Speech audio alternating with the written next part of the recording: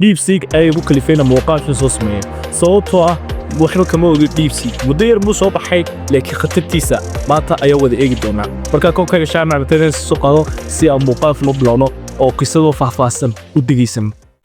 السلام عليكم ورحمة الله تعالى وبركاته هدي أي تايمر كي كوري ساتنا كنا صوب وقتي كسر دو channel كان channel طرح في على تكنولوجي ودمي أما AI يعني AI يوحاسا كلام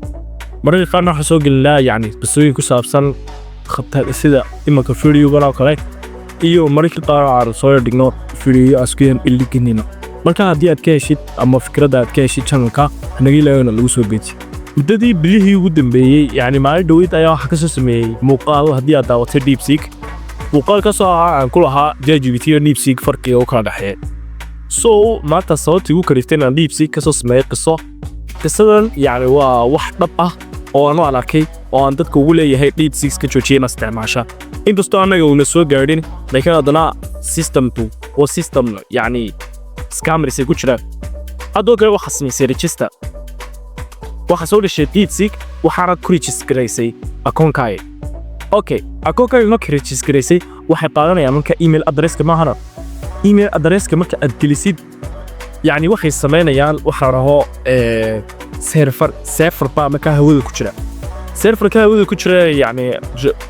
gudbinaya datadan iyo waxa gudbinaya ayaa waxa jira system kale ka gaaro si marka isagu inta dhex socdo laga wareeji karo marka su'aalaha qaar ee horban kuma weydiisi yani storage-ka iyo datada imta maalmaha oo kala da ChatGPT ka khatar soo si weyn male oo yani information-ka meel baa uu kaydani laakiin ka kala khatar weeyo wuxuu gudbinayaa rag scammer toodaho ma fahamtay rag scammer toodaho gudbinaya marka ama ku gudbiyo rag scammer-ka yani waxay sameeysaa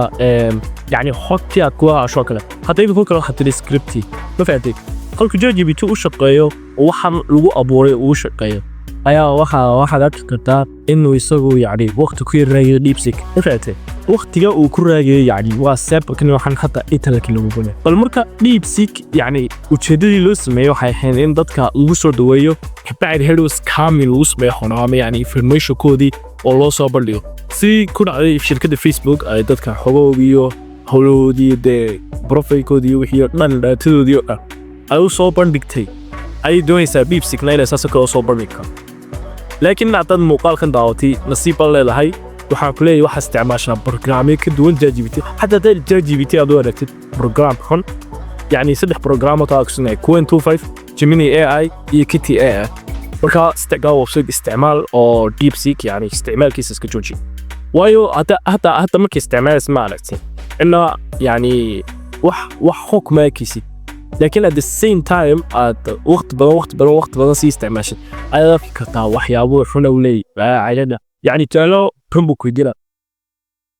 hada ma andui waxa weydiiyay su'aashaas oo ahay knowledge ku soo caan ku qabsan kara markaas ku jawaabay in ay dadka laga saaro caalmo markaas ay si fiican qabsanayo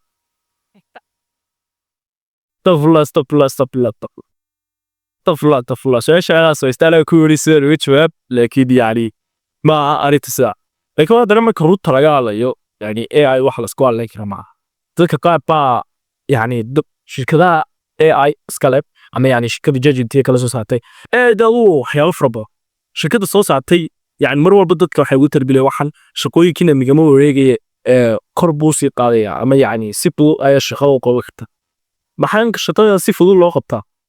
وهذا كيجي كورد ريسكي لو بدي كوري كوير تكي dadku koodinka aad bay u jeclaayeen oo koodinka aad baa loo daawad jiray oo anuu kamid ahaa koodinka hadalkiisa jiray laakiin saxlaati kood garanaysaa sida loo bedelay koodinka fluidity-kana maxaa u maleeyay fluidity-ka maalinba maad ka sida masoo xaleeyay wabtiikad ayaa ku garanay